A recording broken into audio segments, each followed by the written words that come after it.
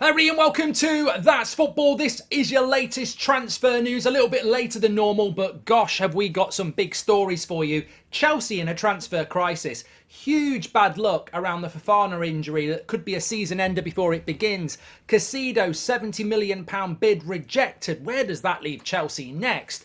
Should Harry Maguire be heading to Chelsea? They need a centre-back. And what's going on with Lavia, with Arsenal and Chelsea potentially moving in on Liverpool's territory? We'll be talking about that, as well as a big story. Obviously, Ryan Giggs, you may have seen, the case was going to go to a retrial after a decision couldn't be made last time.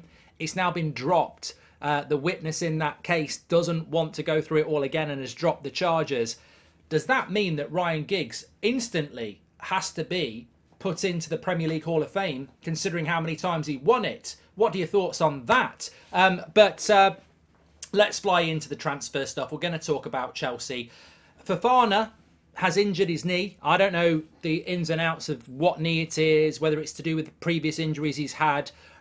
Remember, he was an £80 million signing for Chelsea a year ago. He's hardly played. He's injured again, and it's a serious injury. I mean, you're talking about careers now. This is not about whether Chelsea made a mistake or, what Chelsea do. You're talking about a poor young lad's career who, I mean, it's been so long since we've seen him play consistently. It's hard to remember just what a talent he is and why Chelsea paid that money. But it's going to force Chelsea into the transfer market.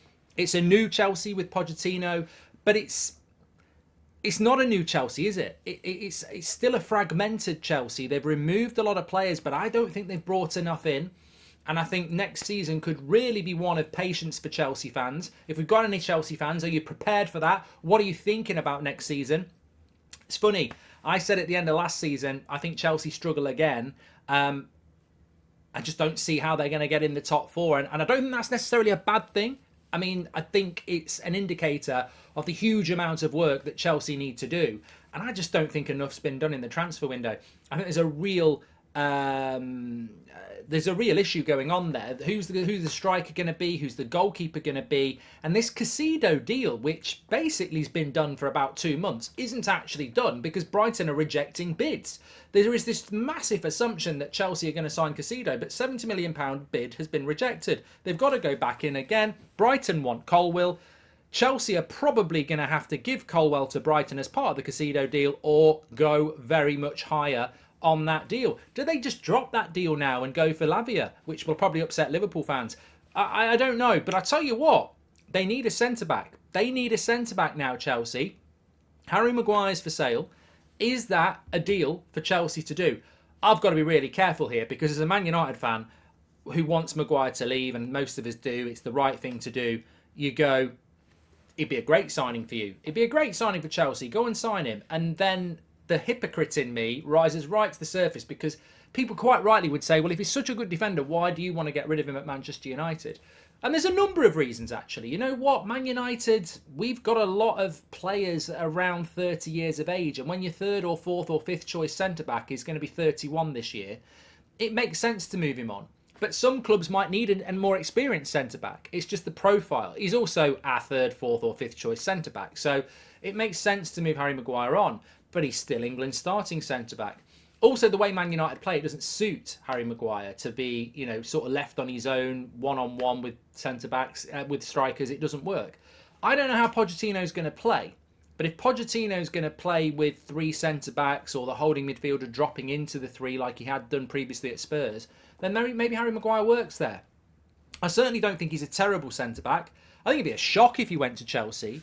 But you know what? If you want a centre-back that can play right side, and he's played a lot of games left side, I mean, he plays there for England, that's going to be fit for over 80% of the season, and has got a point to prove, then I don't necessarily think it's a terrible idea. I don't think it will happen, but is that Chelsea side not crying out for a bit of experience? I know you've got Thiago Silva and he's a fantastic player, but there are options out there for Chelsea. I just feel that they've got to get moving. Everyone's heading off on these tours now, and I think Chelsea have got to get moving because, yeah, they've got no European football next season, so they've got a lot of time to, analyse and train in between games.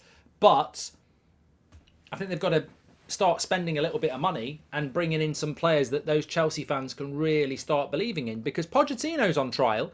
I think Pochettino's a good coach, but I don't think he's ever going to be a Pep Guardiola or a Jurgen Klopp, and that's what Chelsea are going to need.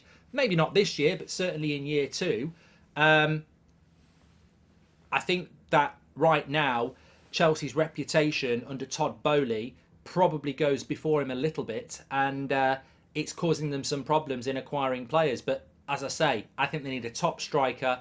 I think they need a goalkeeper, and they're obviously going to need a centre back now because they're a little bit short in that area. And I mean, I know they've got Badashil as well, and you've got Colwell who will stay, and you've got Thiago Silva. But yeah, I think Chelsea need to start sorting things out quickly because, as I say, go back to the Caicedo deal, and I thought that was pretty much going to happen.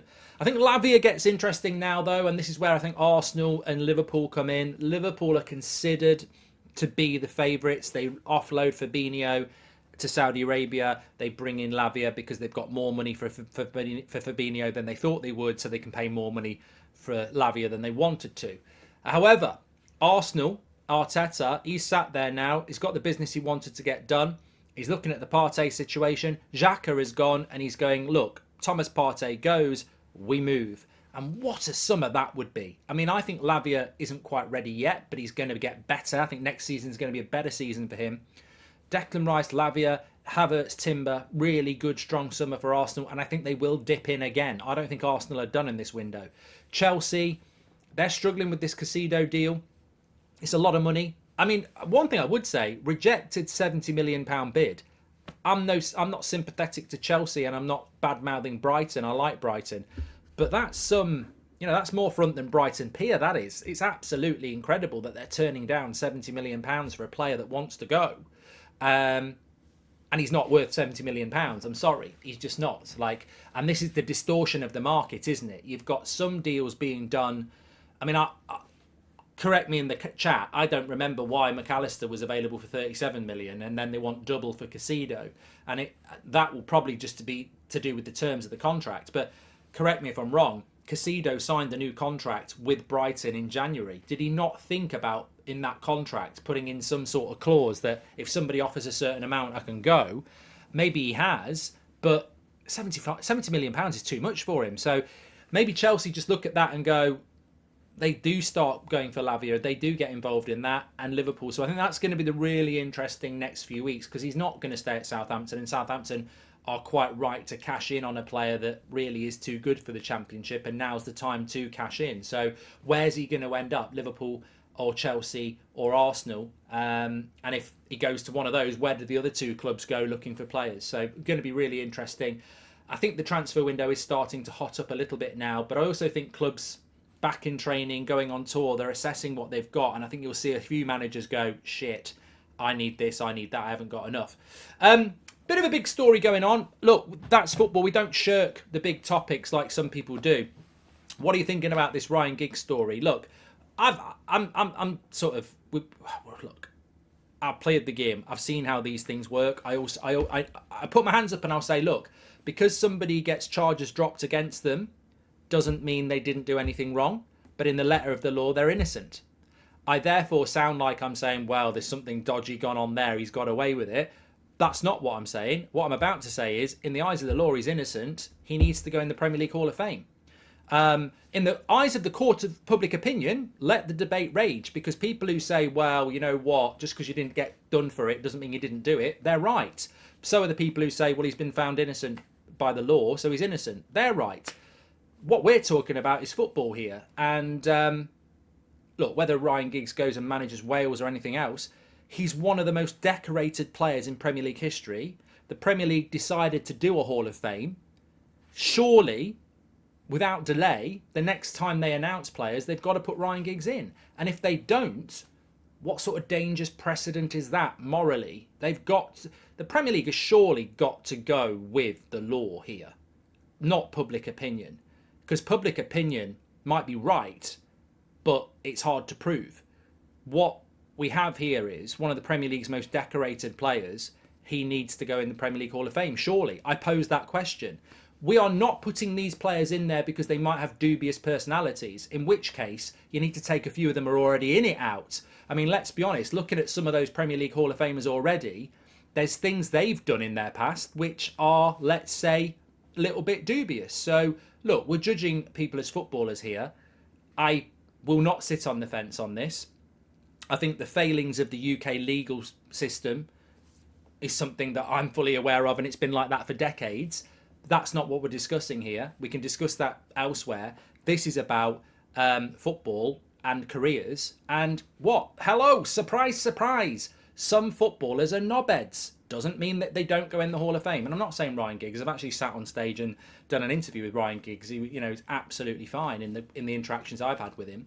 But look, I posed the question, what do you think? Get in the comments. I think the Premier League cannot be the moral crusaders, especially the people who run the Premier League. They're all about bloody money anyway. So I think he's got to go in. But what does that mean? What do people think about that? Yeah, that's what I think. I'm not saying it's a 100% easy decision to make, but, you can't sit on the fence. And ultimately, this is about football, isn't it? Anyway, get your comments in between. Nothing's ever easy in life. Nothing's ever easy in life. It's all about opinion, isn't it? Make sure you smash the like and subscribe. Get your comments in below. I'll speak to you on the next one.